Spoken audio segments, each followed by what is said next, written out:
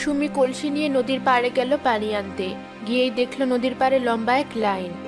কি হচ্ছে এখানে? সবাই নদীর পাড়ে এভাবে দাঁড়িয়ে আছে কেন? কেন আবার? পানি নেওয়ার জন্য দাঁড়িয়ে আছে। চৌধুরী সাহেব বলেছেন নদীতে এখন পানি কম, তাই মানুষ যেন বুঝে শুনে পানি খরচ করে। সেজন্য তিনি প্রতি কলসি পানির জন্য আমাদের কাছে কিছু টাকা নেবেন। এটা আবার কেমন কারণ? মানুষের কাছ থেকে টাকা মারার নতুন আরেক ফন্দি বের করেছে চৌধুরী সাহেব। এই সবাই তাড়াতাড়ি করো, আর যারা টাকা ছাড়া দাঁড়িয়ে দাঁড়িয়েছো তারা সরে যাও লাইন থেকে। আমার কাছে 2 পয়সাই আছে, এই টাকা দিয়ে কতটুকু পাওয়া যাবে? মাত্র 2 পয়সা?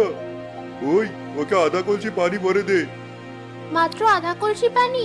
এতটুকু পানি দিয়ে আমাদের সারাদিন কিভাবে চলবে? তা আমি কি জানি? তোমার আরো পানি লাগলে বেশি করে টাকা আনো। লাইনে দাঁড়িয়ে থেকে বাকি সবার সময় নষ্ট করো না। যাও এখান থেকে।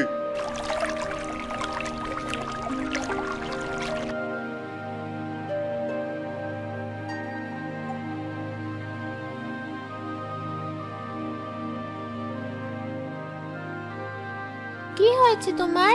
তুমি এখানে কি করছো? আমার তো পানি পিপাসা পেয়েছে, পানির অভাবে নড়তে আর পারছি না।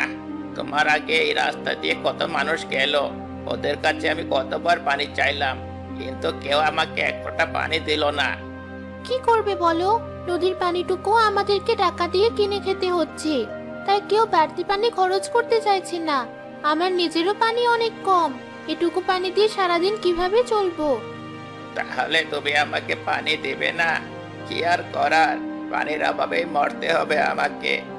তুমি থাকো, আমি এখনই আসছি। কি হলো, মেয়েটা গাছের পাতা ছিঁড়ছে কেন? পাতা দিয়ে কি করবে? এই নাও, এই পাতাটায় করে তোমায় একটু পানি দিলাম। এই পানিটুকু খেয়ে তুমি তোমার জীবন বাঁচাও। আমার জীবন বাঁচানোর জন্য তোমাকে অনেক ধন্যবাদ। আচ্ছা, আমি তাহলে আসি। দাঁড়াও, আগে যেও না। কি হলো? তোমার কলসিটা একটু নামাও, আমার একটা কাজ বাকি আছে। এই নাও। এ কি, তুমি ঠোকর দিয়ে আমার কলসিটার মাথা ভেঙে দিলে কেন? এখন থেকে তুমি এই কলসিটাতে যে জলই রাখবে সেটা সোনার জল হয়ে যাবে। আর সোনার জলটুকু তুমি যদি অন্য পানির সাথে মেশাও, সে পানিটুকু সোনার পানি হয়ে যাবে। তুমি কি বলছো এসব?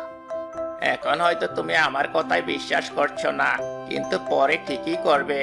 আমি তাহলে চললাম।